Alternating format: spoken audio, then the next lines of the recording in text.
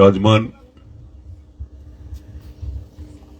ग्रामीण क्षेत्र के मंडल अध्यक्ष आदरणीय बाबूलाल जी सैनी, कार्यक्रम की अध्यक्षता कर रहे नवलगढ़ ब्लॉक के मुखिया आत्माराम जी और एसीबीओ कुलदीप जी पूनिया साहब, सैनी समाज के अध्यक्ष बाबूलाल जी, कालेर साहब, यहां के प्रिंसिपल साहब और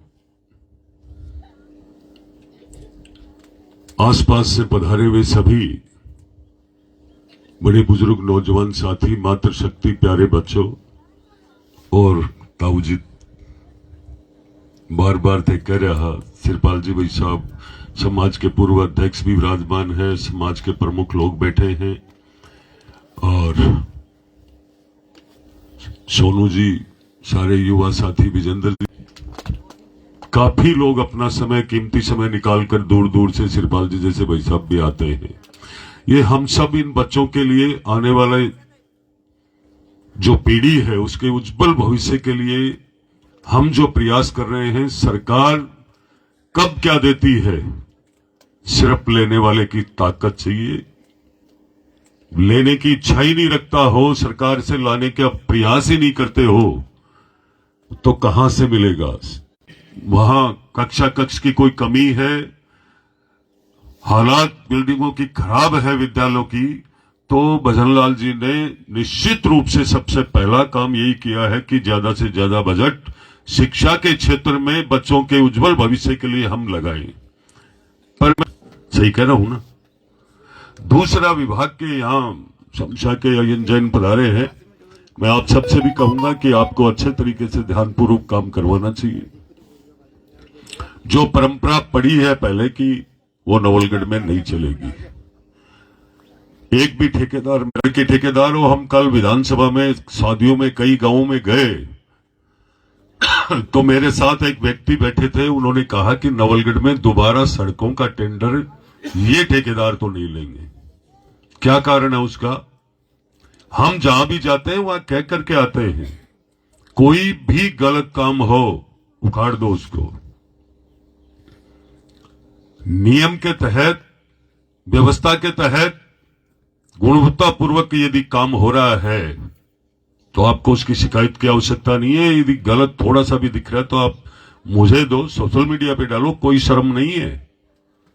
कोई देखता है ना कि आज उस रोड की ये शिकायत, किस बात की शिकायत, विधायक तो पैसा लेता नहीं है, 4 बार उखाड़ दो, मुझे कोई दिक्कत नहीं है, कोई दिक्कत नहीं है।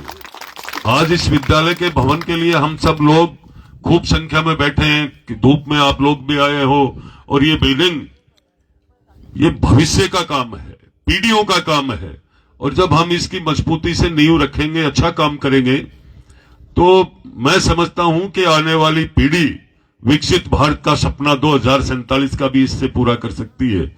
आज ये बजट के लिए लेकर के कोई भी चर्चा चलती है, आप चाहे शिक्षा की बात मत करो, चिकित्सा की देख लो। यदि कहीं भी उप स्वास्थ्य केंद्र आया जिले में तो सबसे ज्यादा इस नवलगढ़ को मिला है। पशुपालन में भी आया तो सबसे ज्यादा नवलगढ़ को मिला है। चिकित्सा का तो दूसरी जगह का बजट हम यहां लेकर के आए हैं। और तो और, हम जब ट्रॉमा सेंटर की कोई व्यवस्था कर रहे हैं, जमीन देने वाले कोई और है, मालिक कोई और है, और तकलीफ किसी और को लग रही है। देखो क्या हो रहा है, ये राजनीति कैसी राजनीति है। आप लोग 2,220 लाख रुपए आपके पास आए, और उस कार्य को सफल बनाने के लिए आप लोगों को यदि कोई कह दे कि आपके लाख लाख रुपए लगेंगे तो आप तो आओगे ही नहीं, मुझे लगता है। सरकार ने पैसा दिया, फिर आप संख्या बल अपना कार्य छोड़ करके किसके लिए आ रहे हो? ये पीढ़ी, ये भविष्य, ये जीवन हमारे से जुड़ा हुआ है इन बच्चों का। मैं आप सबको कहना चाहूंगा कि आने वाले समय में आपको इस विद्यालय के 2,20,00,000 का लाभ तब होगा जब ज्यादा से ज्यादा संख्या में बच्चों को हम सरकारी विद्यालय में भेजेंगे। ये संकल्प लेकर के जाना। ये संकल्प यदि आप लोग नहीं लोगे, विद्यालय में नामांकन गिरते जाएंगे और फिर कहोगे विद्यालय बंद हो रहा है। बताइए आप जिम्मेदारी किसकी है? हम सब की है ना। तो हमें यह ध्यान देना चाहिए, बाद में हम शिकायत करते हैं। और मैं आपको इस कार्यक्रम के माध्यम से यह भी कहूंगा, जिस किसी भी विद्यालय में अध्यापकों की कमी है उसकी पूर्ति हम सरकार को कह करके पूरी करेंगे।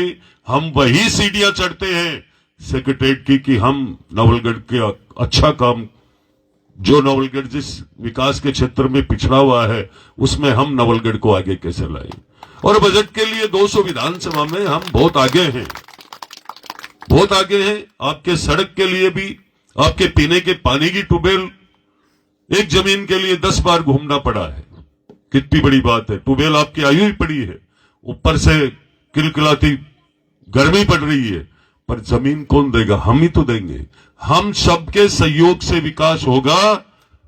भेदभाव हम विकास में नहीं करेंगे, पर हम सब गुटबाजी करेंगे। इस ग्राम पंचायत से भारतीय जनता पार्टी ने ठोक के लीड ली है। उसका रिजल्ट क्या है? ठोक के बजट भी दे रहे हैं। अभी तो शुरुआत हुई है। लोगों को भाषण देने में, करने में, सुनने में कितना फर्क है। 2.25 साल ही गई है, पूरी 3 और जाएगी ना, शाम लोग पसीने आ जाएंगे, इतना काम होगा। और रिकॉर्ड तोड़ा है। क्या बोलते हैं 2028 ऐसे ही आएगी क्या? 29 तक चुनाव। राजेंद्र जी पूछ लो, सरपंच का चुनाव डीकता कितना दिन होगा। ये आज पूरे भारत में आप जिस पार्टी की बात कर रहे हो, कितनी मजबूती से हर क्षेत्र में क्यों बढ़ रही है। नाम निशान खत्म हो गया कांग्रेस का आज के दिन, तभी तो वो लोग चिल्ला रहे हैं। आज हम चला करके कोई भ्रष्टाचार करने की बात करते हैं। उस राज में आज देखिए, पानी को लेकर के 1 महीने में कई चीजें लेट हो गई। क्यों हो गई? हमारे हाथों से हमने गलत निर्णय लिया था पिछली बार, कांग्रेस का राज बना करके। और जल जीवन में इतना बड़ा भ्रष्टाचार हुआ, मंत्री गया, चीफ गया, नीचे के अधिकारी सारे जेल में। और कंडीशन क्या हो रही है? अब उनके आईडी लोग हैं, तो अब हमें काम कैसे मिलेगा? नहीं मिलेगा ना। तो निर्णय ठीक ढंग से करना चाहिए। आप लोगों को तय करना चाहिए कि आज का राज कैसा चल रहा है।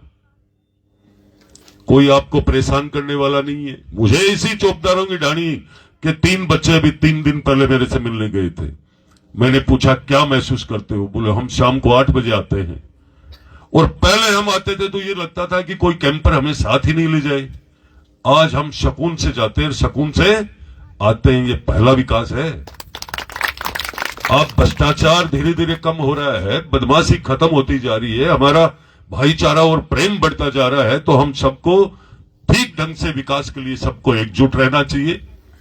फालतू के पेच लड़ाने से विकास नहीं होता है, नुकसान होता है। ये मेरी हर बात को आप ढंग से अच्छे से सोचना चाहिए। और मैं इसी माध्यम से पूरे मंच को प्रणाम नमस्कार करते हुए ये कहना चाहूंगा कि ये मंच अपना कितना कीमती समय निकाल करके आता है। यदि सारे लोग ये सोच ले कि हो जाएगी, बिल्डिंग बन जाएगी, मैं कौन समझूं कि वह बिल्डिंग यहां बन जाएगी।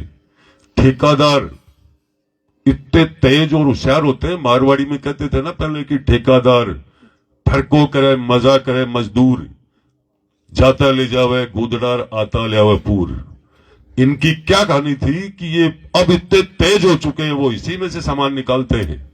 तो आप लोगों को ध्यान देना चाहिए। ये पैसा आपका है, ये व्यवस्था आपकी है, सरकार आपने बनाई है, और इस विकास की जिम्मेदारी भी आपकी है। आप सब समय पे आते हो, आप सबका मैं धन्यवाद करता हूं। मैं भी, मेरे एक परिवार में भऊषा का शांत हो गए थे, उनका अंतिम संस्कार हो रहा है। कैसी राजनीति है, और मैं यहां भाषण दे रहा हूं। पानी भी नहीं पीते हैं। ऐसा समय, मतलब गांव में कोई भी डेड बॉडी रहती है तो पूरे गांव के अंदर ये धर्म निभाया जाता है कि हमें आज तो ऐसे रहना चाहिए। पर राजनीति है, कौन सी बात कहें कि मैं नहीं आ पाऊंगा। तो मैं आप सबको यही कहना चाहूंगा कि आप लोगों ने खूब अच्छा कार्यक्रम किया है। अगली जिम्मेदारी के लिए भी आप लोगों को तैयार रहना चाहिए। हर चौपाल पे मजबूती से विकास की बात को आगे बढ़ाना चाहिए। किसी की फालतू बातों पे ध्यान देने की आवश्यकता ही नहीं है। अब कुछ नहीं बचा इस नवलगढ़ विधानसभा में। नवलगढ़ की स्थिति बहुत अलग है।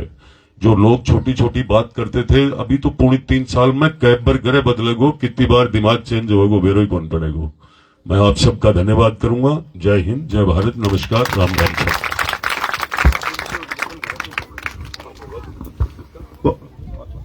हेलो, बहुत बहुत आभार सर।